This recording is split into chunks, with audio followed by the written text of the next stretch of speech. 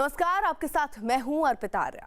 पूरी दुनिया corona virus के खिलाफ जंग लड़ रही है और इस जंग में सबसे आगे है वो कोरोना योद्धा जो वायरस के खतरे को जानते हुए भी कोरोना के मरीजों के इलाज में जुटे हुए हैं। उन्हीं कोरोना योद्धाओं की मेहनत और जज्बे को दुनिया को दिखाने के लिए हमारी टीम पहुंची जयपुर के एसएमएस मेडिकल कॉलेज के एक अस्पताल में। आप खुद ही देखिए कि कोरोना वार्ड की इनसाइड स्टोरी पर हमारी एक्सक्लूसिव रिपोर्ट।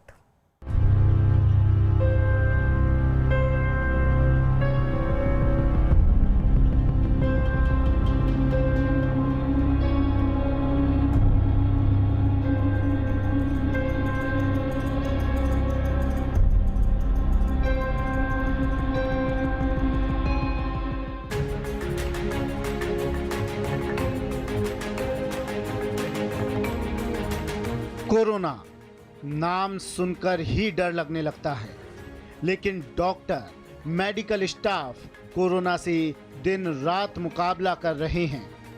ये लोग कोरोना संक्रमितों का इलाज करते हैं। मेडिकल स्टाफ जिस जोखिम भरे माहौल में काम कर रहे हैं वो दुनिया के सामने नहीं आ पाता है।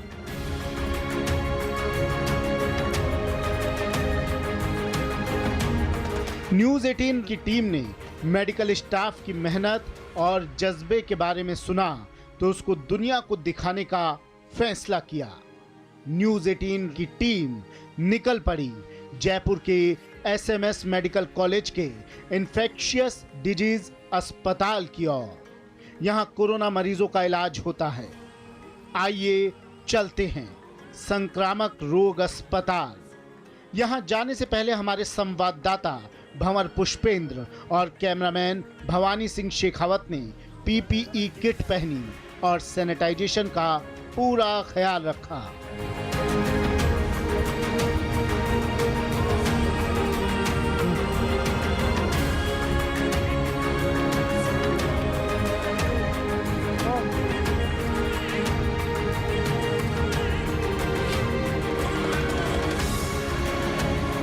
मैं कोई अंतरिक्ष यात्री नहीं हूँ।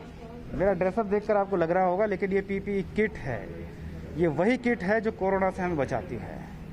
इसे पहन करके डॉक्टर्स इलाज कर रहे हैं। वो कोरोना योद्धा अपनी जान जोखिम में डालकर लगे हुए हैं कोरोना को हराने में। और ये देखिए, यहाँ बाकायदा पूरे लक्षण वगैरह सब यहाँ पर लिखे हुए हैं कि क्या, कैसे और क्यों ये कोरोना होता है और उससे हम कैसे बच सकते हैं। लेकिन मैं आपको दिखाने जा रहा हूँ एक ऐसी जगह जो पहली बार टीवी चैनल पर आप देखेंगे न्यूज़ 18 के जरिए, इन्फेक्शियस डिजीज हॉस्पिटल जयपुर। ये वही हॉस्पिटल है जहां इन्फेक्शियस जो पेशेंट्स हैं वो यहाँ पर आते हैं, चाहे वो इबोला के मरीज रहे हों, चाहे वो कोरोना के मरीज रहे हों, चाहे वो स्वाइन फ्लू के मरीज रहे हों। उन्हीं का इलाज इस हॉस्पिटल में होता है। ये राजस्थान का सबसे बड़ा सेंटर है। मैं आपको ये भी बता दूं कि राजस्थान में कोरोना पॉजिटिव जो पहला केस सामने आया था इटली दंपत्ति का, उनका भी इलाज यहीं पर हुआ था।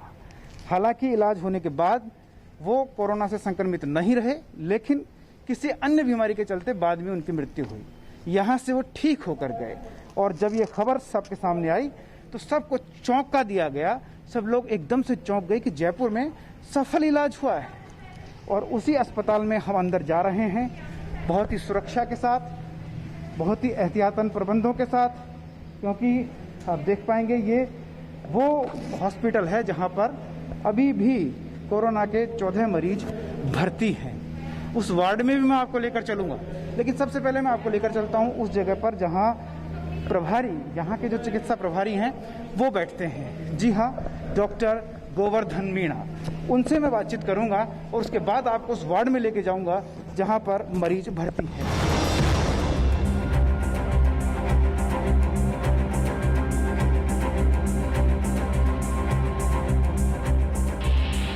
न्यूज़ 18 की टीम अस्पताल के उस विशेष एरिया में थी जहां आज भी कोरोना पॉजिटिव मरीजों का इलाज चल रहा है।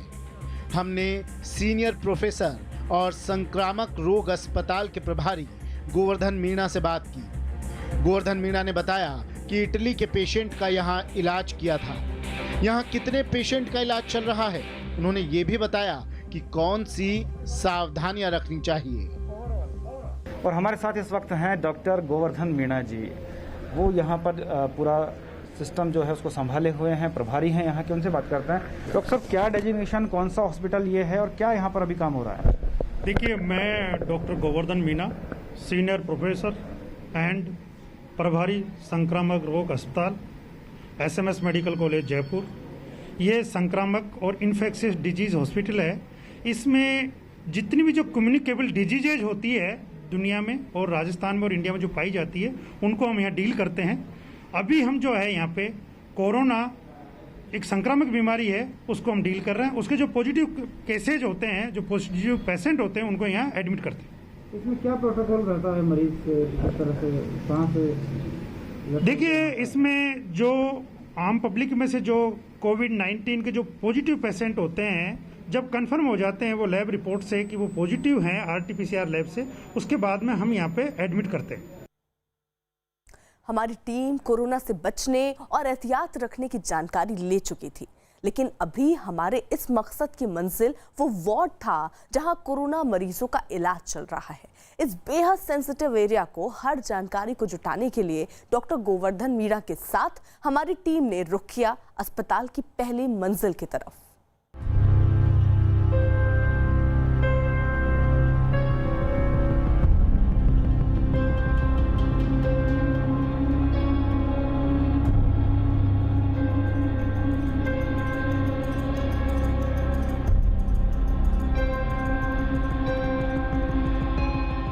आप देख रहे हैं न्यूज 18 पर पहली बार वो जगह, वो हॉस्पिटल, वो वार्ड जहां पर इलाज हो रहा है कोरोना के मरीजों का।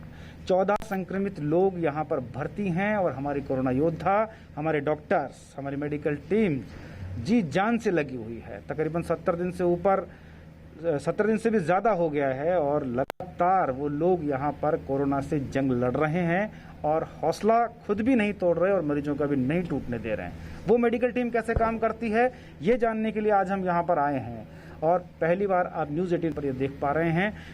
डॉक्टर साहब हमारे साथ हैं। मैंने ये फेस शील्ड बदल ली है ताकि और ज़्यादा सुरक्षा रहे और खुद डॉक्टर साहब भी PPE किट में आ गए हैं।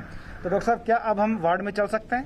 हाँ बिल्कुल, अब हम जो है वार्ड में चल सकते हैं। मैंने पूरा पर्सनल प्रोटेक्शन इक्विपमेंट किट पहन लिया है और मेरे साथ ही आपने भी जो है इसको ज़्यादा अच्छे से बचाव होने के लिए फेस शील्ड लगा लिया है।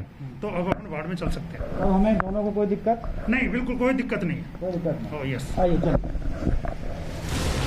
वार्ड में जाने से पहले प्रभारी डॉक्टर गोवर्धन PPE किट से लैस हुए। संवाददाता भंवर पुष्पेंद्र ने फेस शील्ड लगाई और टीम के साथ उस वार्ड की ओर निकल पड़े जहां कोरोना के मरीजों का इलाज चल रहा है। हमने लिफ्ट की मदद ली। हमने देखा कि लिफ्ट को पूरी तरह से सैनिटाइज किया गया था। अब हम पहली मंजिल पर आ गए और ये इलाका सेंसिटिव था। वार्ड ठीक हमारे सामने थे जिनमें कोरोना पॉजिटिव मरीज भर्ती हैं। संक्रमण की कंडीशन के हिसाब से मरीज अलग अलग वार्ड में भर्ती थे। पहले हम उस वार्ड में गए जहां माइल्ड केस थे। डॉक्टर साहब, मैं देख रहा हूँ कि यहाँ पर ये पुरुष वार्ड भी बना हुआ है, ICU भी है। क्या क्राइटेरिया रहता है ICU में जाने का और किस तरह देखिए, से? मैं बताना चाहूँगा कि 81% माइल्ड केसेज आते हैं। तो माइल्ड केसेज आते हैं उनको हम जो है कि जो सामान्य जो वार्ड होता है कोरोना पॉजिटिव के लिए उसमें रखते हैं और ICU के अंदर लगभग 5% जो केसेज होते हैं जो सीरियस होते हैं उनको हम जो ICU में रखते हैं। अदरवाइज 81% वो केसेज होते हैं जिनको कि किसी तरह के ICU की जरूरत नहीं होती है और 14% वो केसेज होते हैं जिनको केवल ऑक्सीजन की जरूरत होती है। तो इन वार्डों के अंदर, इस वार्ड में हम जो है माइल्ड केसेज हैं उनको रखते हैं। जरूरत पड़ने पर उनको ऑक्सीजन का सपोर्ट दिया जाता है जी। तो ये देखिए आप, ये हम पहुंच गए इस वार्ड में और ये आप देख पाएंगे। हालांकि कुछ प्रोटोकॉल्स की वजह से हम इनका चेहरा आपको नहीं दिखाएंगे, चेहरा हम आपको मोजाइक करके दिखा रहे हैं, लेकिन आप देख सकते हैं यहाँ वो कोरोना मरीज भर्ती हैं जिनका ख्याल रखा जा रहा है, संक्रमित लोग हैं और खुद डॉक्टर साहब हमारे साथ हैं। डॉक्टर साहब, किस किस तरह से क्या टाइमिंग रहता है दवाइयों का या कब तक इनको भर्ती रखते हैं, क्या उसका प्रोसीजर रहता है? देखिए, पहले तो मैं आपको इस वार्ड में एक चीज़ बताना चाहूँगा कि जो 81% केसेज है, जैसे कि यहाँ 4 पेशेंट भर्ती है उसमें से 3 को ऑक्सीजन सपोर्ट की जरूरत नहीं है। तो ये जो 3 पेशेंट ऐसे हैं जो 81% में आएंगे और ये माइल्ड केसेज है। एक जो बंदा आप देख रहे हैं जिसके ऑक्सीजन का सपोर्ट है, वो उस 14% केसेज में आता जी, मतलब ऑल ओवर वर्ल्ड के डाटा आपको बता रहा हूँ, उस तरह से कि जो पेशेंट है उसको केवल ऑक्सीजन का दिया जा रहा है। ये सब पेशेंट हेल्दी हैं, ये ठीक हैं, कोई डरने वाली इनके लिए कोई बात नहीं है। इनके लिए जो है कि हमारा जो स्टाफ 24 आवर्स इंटू 7 ड्यूटी पे रहता है, वो पीपी किट पहन के इनको टाइम टू टाइम पे जो है खाना, दवाइयाँ और जो है कि कोविड-19 से रिलेटेड डू एंड डोंट्स के बारे में बताता रहता है। अगर हम आगे भी बढ़ सकते हैं, इस तरफ चल सकते हैं। आपको बताना चाहेंगे कि ये एक कम्युनिकेबल डिजीज है। We all are human beings. Virus ये नहीं देखता कि ये कोरोना योद्धा है या पेशेंट है। अगर ड्यूटी के दौरान जो है कई बार जो है कि एक जैसी ड्यूटी करते करते क्या लापरवाही हो जाती है, तो कई बार जो है हमारा नर्सिंग स्टाफ है, डॉक्टर्स है, वो इन्फेक्ट हुए हैं। हमारे यहाँ से खूब सारे जो है एसएमएस अस्पताल से 4th क्लास और हमारे रेजिडेंट डॉक्टर्स जैसे एनेस्थीसिया के जो डॉक्टर्स हैं जनरली, जो कि आईसीयू को इंट्यूबेट करने के अंदर जो है सहायक होते हैं, और ये इन्फेक्ट हुए हैं। तो सर यहाँ हम थोड़ा सा और आगे बढ़ते हैं। देखिए ये यहाँ आप देख सकते हैं बाकायदा, जो जैसा कि बता रहे थे कि 60 साल से ज़्यादा की उम्र के लोग हैं, ऑक्सीजन उनको दिया जा रहा है। डॉक्टर, ये हवा में भी क्या संक्रमण फैलता है? हाँ बिल्कुल बिल्कुल, ये जो है ड्रॉपलेट इन्फेक्शन से, खांसने और छींकने से ये जो है वायरस जो है ड्रॉपलेट इन्फेक्शन के कारण एक से दूसरे जो है व्यक्तियों के अंदर फैलता है। चलिए हम भी थोड़ा सा यहाँ बाहर चलें, क्योंकि मरीजों को भी हम ज़्यादा डिस्टर्ब नहीं कर सकते जो संक्रमित लोग हैं, और ये दुआ करेंगे कि वो लोग जल्द से जल्द ठीक हों, उनका स्वास्थ्य अच्छा हो। और दूसरे वार्ड में हम चलेंगे, उससे पहले डॉक्टर साहब मैं एक बात और आपसे जानना चाहूँगा कि मैंने जो ये किट पहन रखी है, मुझे ऐसा लग रहा है मैं एक दूसरी दुनिया में आ गया हूँ। बिल्कुल अंदर में पसीना पसीना हूँ, पूरा शरीर पसीने से लथपथ है। डॉक्टर 12-12 घंटे 24-24 घंटे इनको पहन करके काम कर रहे हैं। ऐसे में क्या क्या तकलीफें आप लोगों को होती हैं? देखिए कि ये एक डॉक्टर का कर्म है, और इसको पहन के जब वो ड्यूटी करता है तो लगता है कि वो अपने दायित्व का निर्वाह कर रहा है। हमारी टीम कोरोना वार्ड में चल रहे मरीजों के इलाज से जुड़े हर पहलू की जानकारी हासिल कर चुकी थी, लेकिन इस जंग का कुछ मार्मिक पहलू भी है। एक तो ये कि कोरोना से जंग लड़ रहे ये योद्धा अपने घर नहीं जा सकते, और दूसरा पहलू आप खुद देख लीजिए।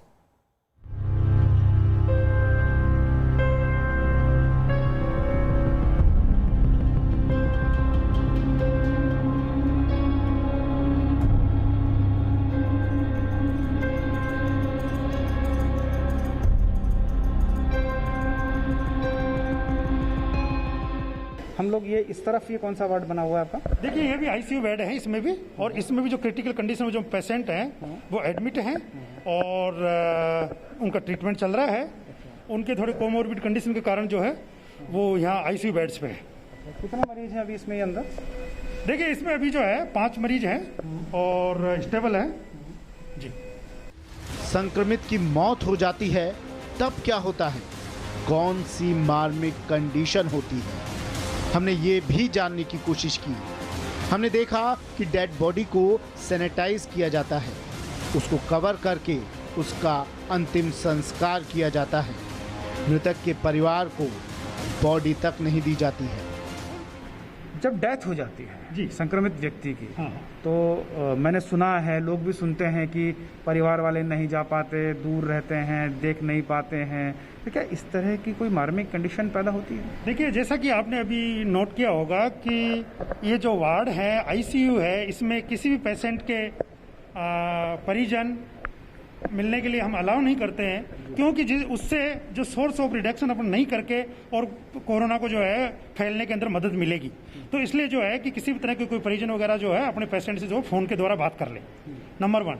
नंबर 2, अब जैसे कि मान लो कि जब डेथ हो जाती है पेशेंट की, तो डेथ होने के बाद में WHO का प्रोटोकॉल, ICMR का जो प्रोटोकॉल है, उसके तहत उस प्रोटोकॉल को हम जो है 100% फॉलो करते हैं।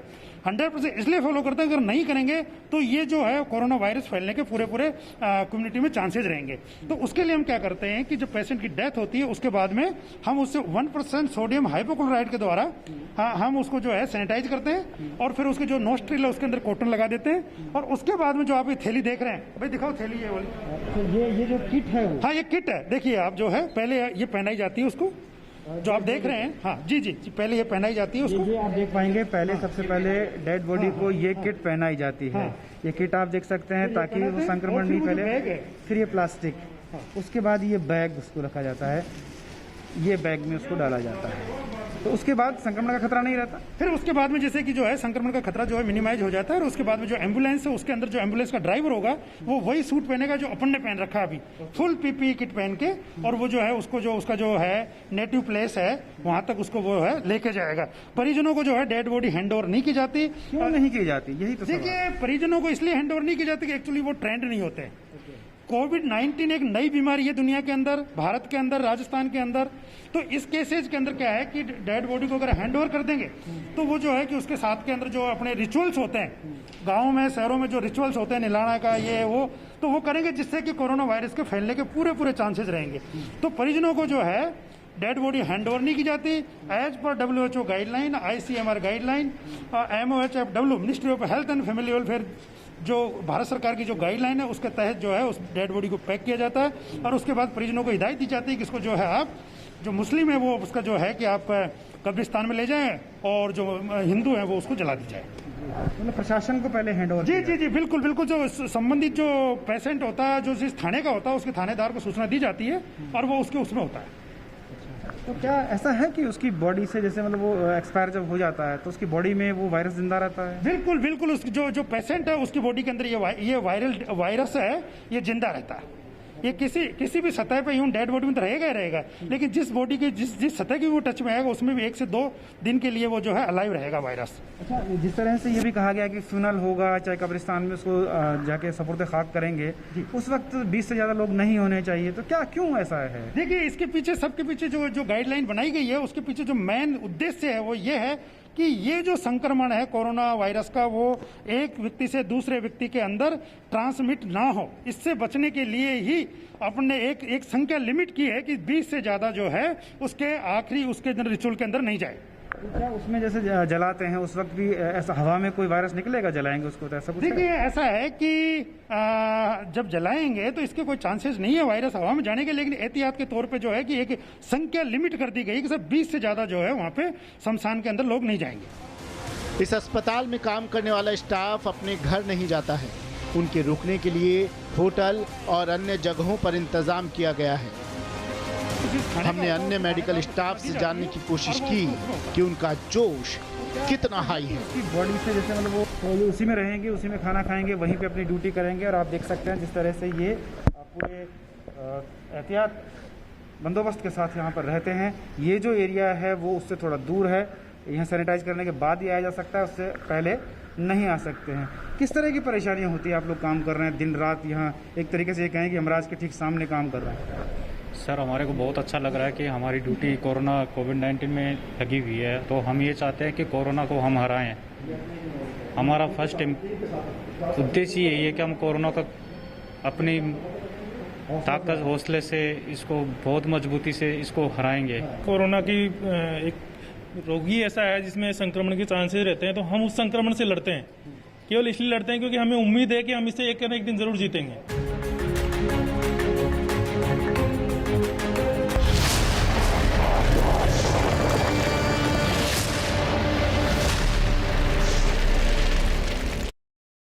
नमस्कार, आप देख रहे हैं न्यूज 18 इंडिया और मैं हूं आपके साथ गायत्री शर्मा। क्या मजदूरों की मदद की नुमाइश कर रहे हैं राहुल गांधी? मुद्दा गर्म है में ये सवाल इसलिए क्योंकि कांग्रेस की तरफ से आज राहुल गांधी के कुछ दिनों पहले मजदूरों से हुई मुलाकात के वीडियो पर बीजेपी ने सवाल खड़े कर दिए। बीजेपी ने इसे दिखावे की राजनीति करार दिया। अब से कुछ देर पहले ही कांग्रेस ने राहुल गांधी की मजदूरों से मुलाकात का एक वीडियो जारी किया। इस वीडियो में प्रवासी मजदूरों के साथ कुछ दिनों पहले राहुल गांधी की मुलाकात दिखाई गई और दावा किया गया कि कांग्रेस की तरफ से उन्हें मदद पहुंचाई गई। तो ये वीडियो अब से थोड़ी देर पहले राहुल गांधी का ये वीडियो मजदूरों से बातचीत का जो कांग्रेस की तरफ से बाकायदा एक डॉक्यूमेंट्री के तौर पर जारी किया गया है, जिसमें राहुल गांधी मजदूरों से बातचीत कर रहे हैं। और इस वीडियो के जरिए कांग्रेस ये दावा कर रही है कि कांग्रेस कि जो पूर्व अध्यक्ष राहुल गांधी उन्होंने मजदूरों तक मदद पहुंचाई। आपको याद होगा कुछ दिन पहले की वो तस्वीर, सुखदेव विहार इलाके में जब राहुल गांधी पहुंचे थे, मजदूरों से बातचीत कर रहे थे और उसके बाद सियासत गर्मा गई थी। और अब एक बार फिर जब ये वीडियो सामने आया तो बीजेपी ने सवाल खड़े कर दिए हैं। राहुल गांधी जी की अब आदत सी बन गई है कि केवल दिखावे की राजनीति करना और कटाक्ष करना। अगर उनकी असली सोच होती, कोई चिंता होती गरीबों के लिए या माइग्रेंट वर्कर्स के लिए, तो जिन राज्यों में कांग्रेस की सरकार है या भागीदारी है वहां अच्छा काम करते, वहां भीड़ नहीं होते, वहां बसों से दूसरे राज्य के बॉर्डर तक लोगों को पहुंचा देते, दूसरे राज्यों से अच्छी बातें करते और 36 लाख रुपए जैसे बिल नहीं भेजते। ये सब दिखावे की राजनीति है, कटाक्ष करने की बात है। लेकिन एक अच्छी चीज है, कम से कम जमीन पे जाने से राहुल गांधी जी को 70 साल में जो लेगेसी इश्यूज हैं और क्या कठिनाइयां इस देश में आज भी हैं, उसकी कुछ जानकारी जरूर मिल जाएगी। तो मजदूरों की मदद है ये या फिर पॉलिटिकल पाखंड, क्योंकि सवाल बीजेपी उठा रही है। इस वीडियो के सामने आने के बाद चर्चा के लिए हमारे साथ खास मेहमान जुड़ चुके हैं। अभिषेक दत्त जो कि कांग्रेस के प्रवक्ता है हमारे साथ जुड़ चुके हैं, आरपी सिंह बीजेपी से हमारे साथ हैं और हमारे सहयोगी अजीत सिंह लखनऊ से हमारे साथ जुड़े हुए हैं। लेकिन उससे पहले आपको बता दें, प्रवासी मजदूरों के मुद्दे पर मायावती ने कांग्रेस पर हमला बोला। मायावती ने ट्वीट किया और ट्वीट कर उन्होंने कहा, आज पूरे देश में कोरोना लॉकडाउन के कारण करोड़ों प्रवासी मजदूरों की जो दुर्दशा दिख रही है उसकी असली कसूरवार कांग्रेस है, क्योंकि आजादी के बाद इनके लंबे शासनकाल के दौरान अगर रोजी रोटी की सही व्यवस्था गांव या शहरों में की गई होती तो इन्हें दूसरे राज्यों में क्यों पलायन करना पड़ता। वैसे ही वर्तमान में कांग्रेसी नेता के लॉकडाउन त्रासदी के शिकार कुछ मजदूरों के दुख दर्द बांटने संबंधी जो वीडियो दिखाया जा रहा है वो हमदर्दी वाला कम और नाटक ज्यादा लगता है। तो मायावती भी सवाल खड़े कर रही हैं और कांग्रेस के इस वीडियो पर बीजेपी ने सवाल खड़े करते हुए साफ तौर पर कहा है कि ये दिखावे की राजनीति है। कांग्रेस के प्रवक्ता अभिषेक दत्त हमारे साथ हैं। अभिषेक दत्त जी, आखिर क्यों आप दिखावे की राजनीति कर रहे हैं? मैम, जो पिछले एक महीने से सभी न्यूज चैनल, आपका खुद का न्यूज चैनल माइग्रेंट्स को रोड्स पे चलते हुए दिखा रहा है, औरतों को साइकिल रिक्शा चलाते हुए दिखा रहा है, लोगों की एक्सीडेंट से डेथ हो रही है वो दिखा रहा है, बस के अंदर डेड बॉडीज को लेते जाते हुए दिखा रहा है, एक गर्भवती महिला बच्चे को जन्म दे रही है वो दिखा रहा है। क्या वो दिखावे का प्रचार है?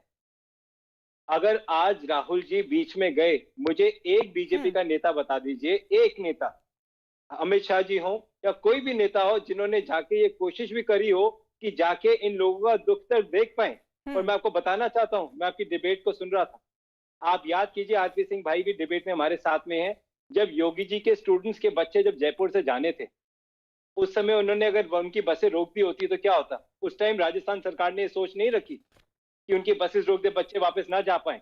आज हरियाणा की सरकार में हमारी जो वहां की हरियाणा की अध्यक्ष है कुमारी शैलजा जी, उन्होंने बीजेपी की गवर्नमेंट को ऑफिशियल चेक दिया है।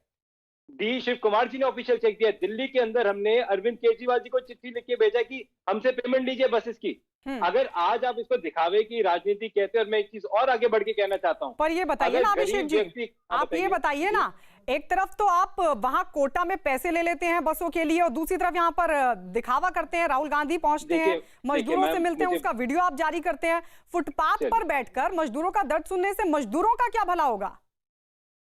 मैम मुझे बताइए, फरवरी के अंदर जब बीजेपी पार्टी नमस्ते ट्रम्प की तैयारी कर रही थी, उस समय राहुल जी ने ट्वीट कर रहा था कि कोरोना के लिए तैयारी कीजिए। सही कह रहा हूँ, गलत कह रहा हूँ? WHO ने गाइडलाइन जारी करी थी केंद्र सरकार को कि आप कोरोना के ऐसे ट्वीट तो सभी कर रहे हैं। मायावती ने भी खड़े कर दिए कई सवाल कांग्रेस पर कि आप ही लोग जिम्मेदार हैं, आपका शासनकाल लंबा रहा, इसके चलते आखिर क्यों मजदूरों को पलायन करना पड़ रहा है? मायावती तो खुद जिम्मेदार, तो ट्वीट करने से सर होगा क्या?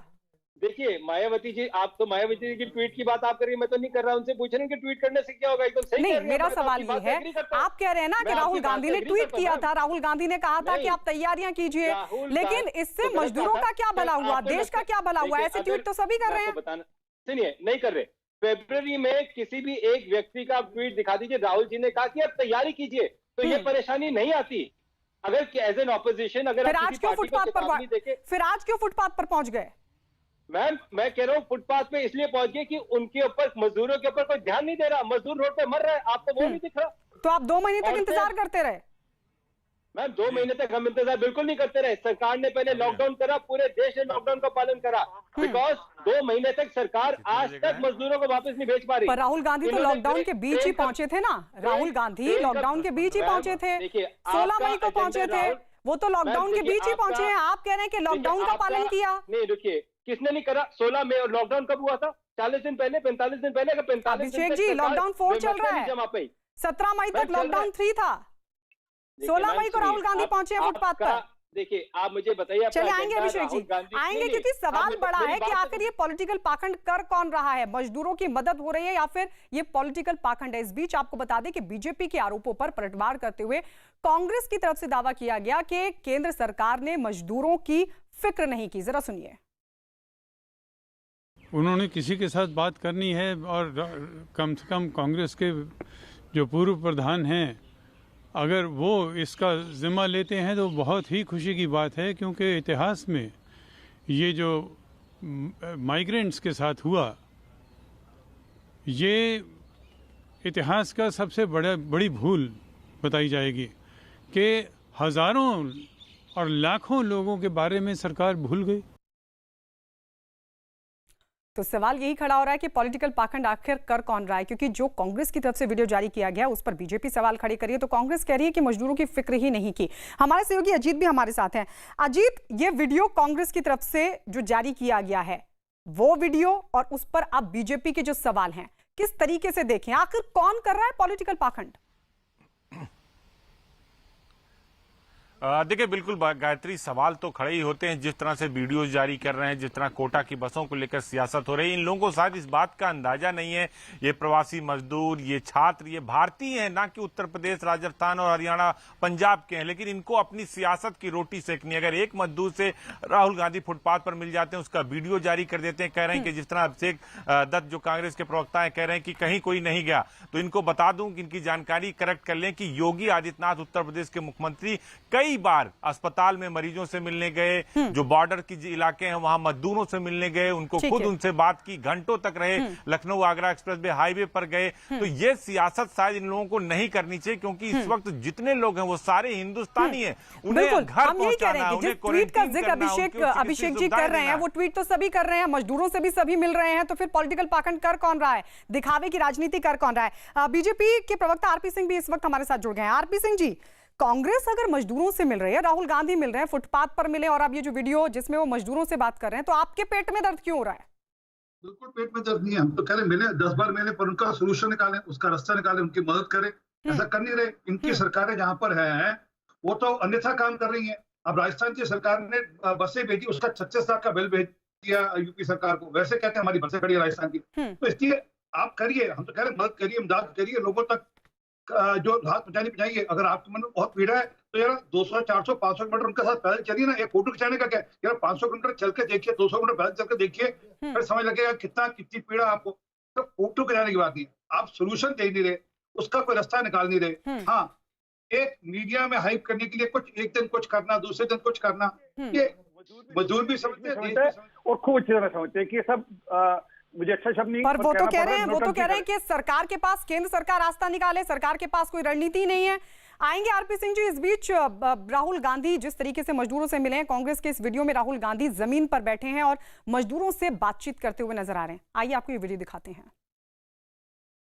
काम धंधे सब बंद है। हम लोग हरियाणा से आ रहे हैं। तो क्या वहाँ क्या करते थे? मजदूरी करते थे, कंस्ट्रक्शन का काम था, ये चुनाई प्लस्तर वाला।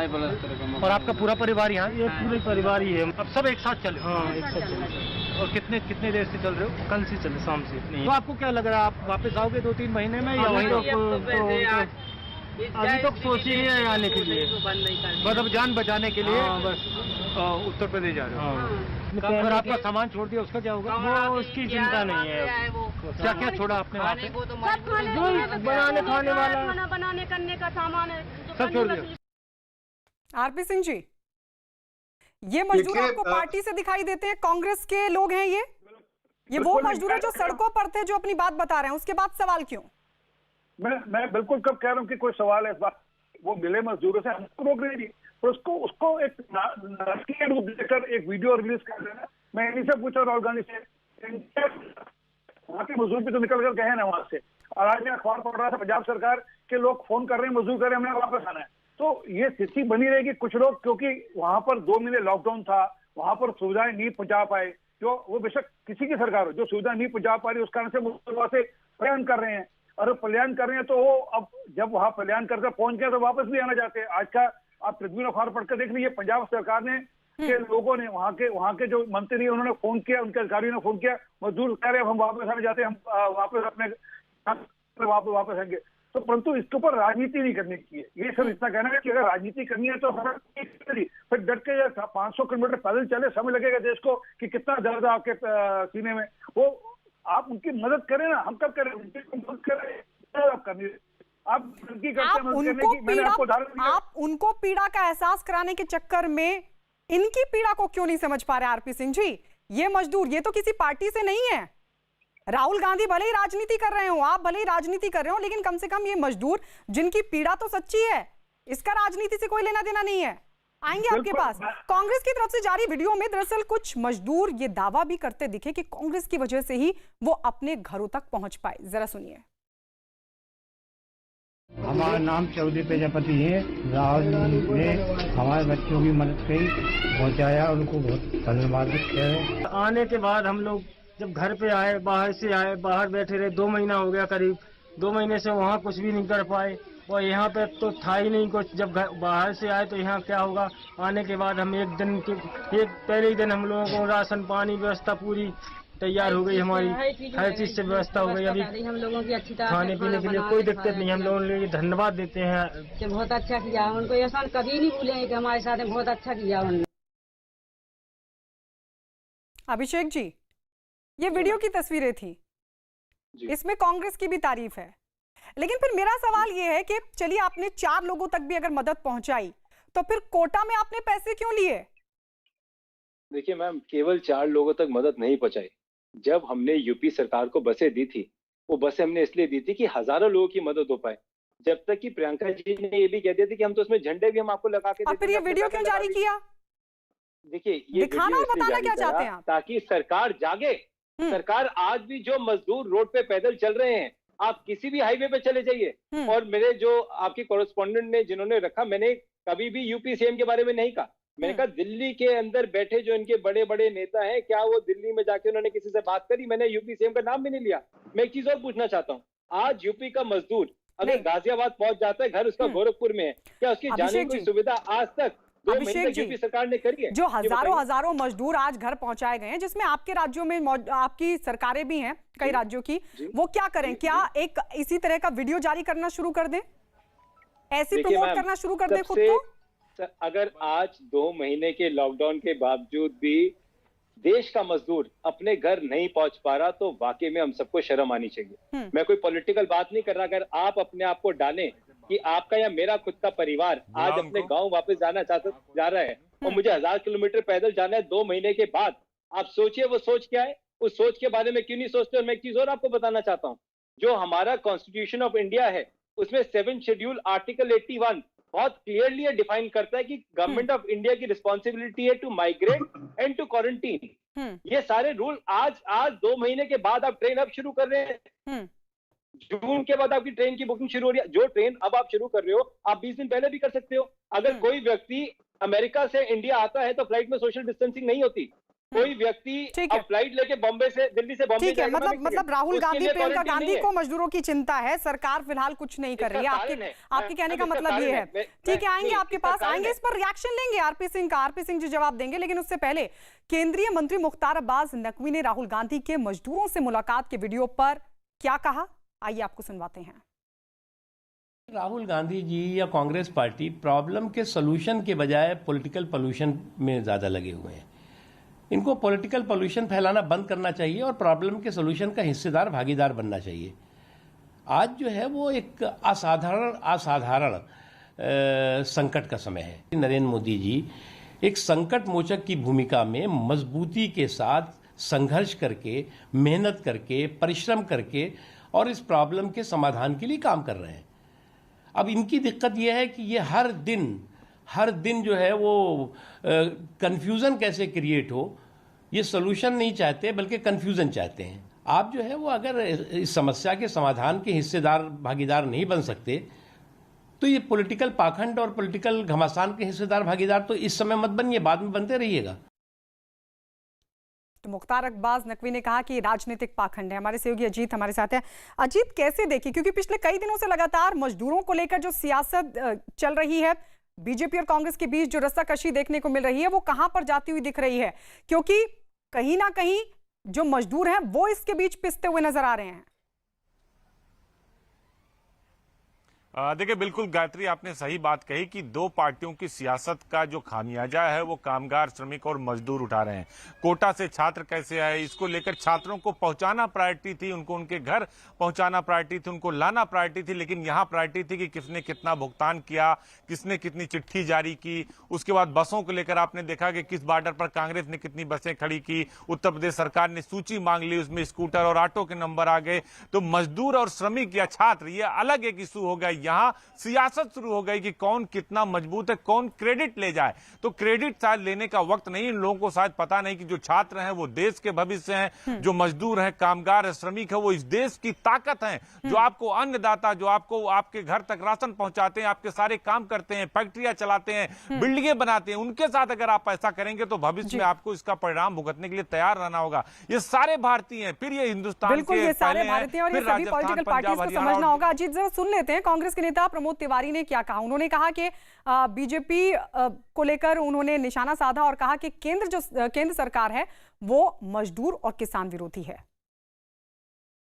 सवाल सिर्फ सीधा सा है कि राहुल गांधी का जो आज ऑडियो वीडियो आया है मजदूरों के साथ, वो मजदूरों के दर्द को बयान करता है, वो मजदूरों की तकलीफ को, जो समस्याओं से वो जूझ रहे हैं, वो बयान करता है। और वो सारी समस्याएं दूर हो सकती थी अगर केंद्र सरकार उनको लॉकडाउन में जाने के पहले समय दे देती, 1 हफ्ते का, ट्रेनों से ले आती, बसों से ले आती। वहाँ केंद्र सरकार पूरी तरह सफल रही। आरपी सिंह जी, आपकी मदद, केंद्र सरकार की मदद अगर इन मजदूरों तक नहीं पहुंच पाई, अचानक से लॉकडाउन हुआ, इसमें इनकी क्या गलती थी? और अगर मदद पहुंच रही है, चाहे कांग्रेस पहुंचाए या कोई और पार्टी पहुंचाए, तो ये पॉलिटिकल पाखंड कैसे है? पहली बात तो आपको एक गलतफहमी, ये देखिए अभी प्रमोद तिवारी जी फिर राजनीति कर रहे हैं। ये तो चाहते थे कि यहाँ पर इटली जैसी दशा हो, जहाँ सड़कों पर लाशें और उठाने वाला कोई ना बने। ये चाहते थे कि लॉकडाउन जब स्थिति बिगड़ी उस समय देश में लॉकडाउन की दुनिया इस बात की तारीफ करी कि लॉकडाउन होना जरूरी था, और लॉकडाउन नहीं किया था और लोगों को छूट है, जैसे मर्जी जाओ। तो आज देश में क्या विकट स्थिति थी। आज भी दुनिया में हम बहुत संभले हुए देशों में हैं। आज भी दुनिया तारीफ करी इस बात की कि हम बहुत संभले हुए देशों में हैं, जहां पर लॉकडाउन के प्रकोप के बाद भी प्रधानमंत्री मोदी जी चलते हुए आज देश संभला हुआ है। परंतु ये तो राजनीति कर रहे हैं। ये कह रहे हैं नहीं, लॉकडाउन करना नहीं था, लॉकडाउन करा। पर माफ कीजिए आरपी सिंह जी, देश संभला हुआ आपको दिख रहा है, लेकिन सड़कों पर ये मजदूर नहीं दिख रहे हैं जो दर दर की ठोकरें खाने को मजबूर हैं। मैं बोल दूं, आपको नहीं, वक्त नहीं, संक्षेप में, बहुत जल्दी कंप्लीट कीजिए। बिल्कुल संक्षेप में।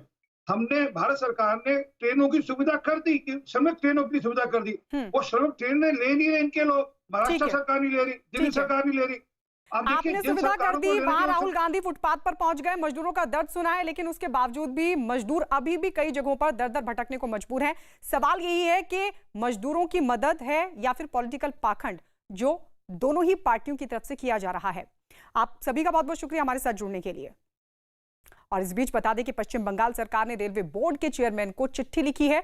22 मई को लिखी चिट्ठी में अम्फन तूफान का हवाला देते हुए बंगाल सरकार ने रेलवे बोर्ड के चेयरमैन से कहा है कि 26 मई तक राज्य में कोई भी ट्रेन ना भेजी जाए।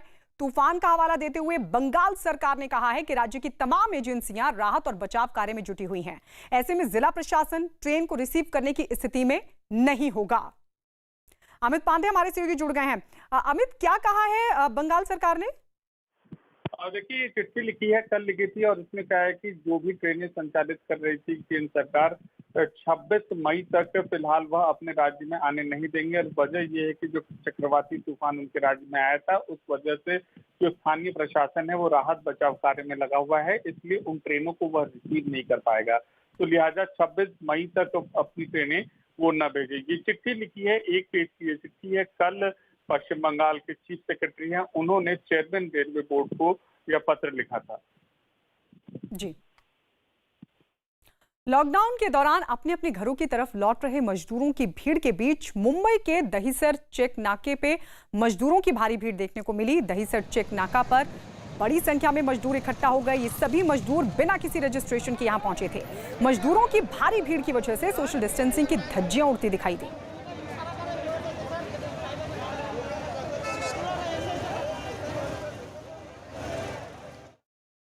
पश्चिम बंगाल के उत्तर 24 परगना में पुलिस ने प्रदर्शन कर रहे गांव वालों को खदेड़ डाला। दम में बिजली और पानी की सप्लाई को लेकर गांव के लोगों ने पहले प्रदर्शन किया और फिर सड़क को जाम कर दिया। पुलिस ने पहले गांव वालों को समझाने की कोशिश की, लेकिन गांव वाले जब नहीं माने तो पुलिस ने बलपूर्वक गांव वालों को खदेड़कर रास्ते को चालू कराया।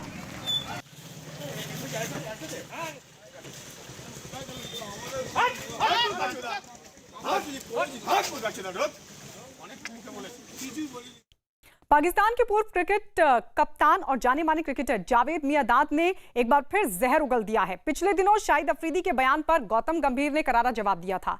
उसी पर जावेद मियांदाद ने अपने YouTube चैनल पर गौतम गंभीर पर पलटवार करते हुए निशाना साधा। अभी बड़ी हॉट चीज़ें आ रही हैं। ये गंभीर शंभीर जो है ना, ये मुंबत पता नहीं क्या किधर से आ गए हैं और जो बात कर रहे हैं कि इंडिया पाकिस्तान की।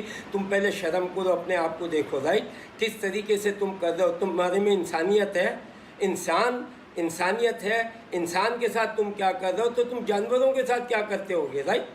तुम लोगों को शर्म आनी चाहिए इस किस्म की बातें करते हुए कि जिस तरीके से तुमने आज कितने साल होने आ रहा है कि तुमने है ना कश्मीर में कश्मीरियों को बंद रखा हुआ है। इतनी बड़ी कंट्री बना के तुम्हारे हाल क्या हो रहा है मुल्क में। आधी 70-80% बेचारे लोग है ना मर रहे हो, तुम एक एक आदमी के ऊपर 100 लोग मारते हो। तुम्हें तो शर्म आनी चाहिए। तुम्हारा हाल इससे बदतर आने वाला वक्त खुदा तुम्हारे होता है, जो जलजले आने वाले हैं और तुम लोग जो पानी के अंदर और जो उसके अंदर दसल लोग हैं वो तुम देखो, ये नेक्स्ट मूव आएगी। तुम ये नहीं समझो, मुसलमानों को इतना कमज़ोर नहीं समझो।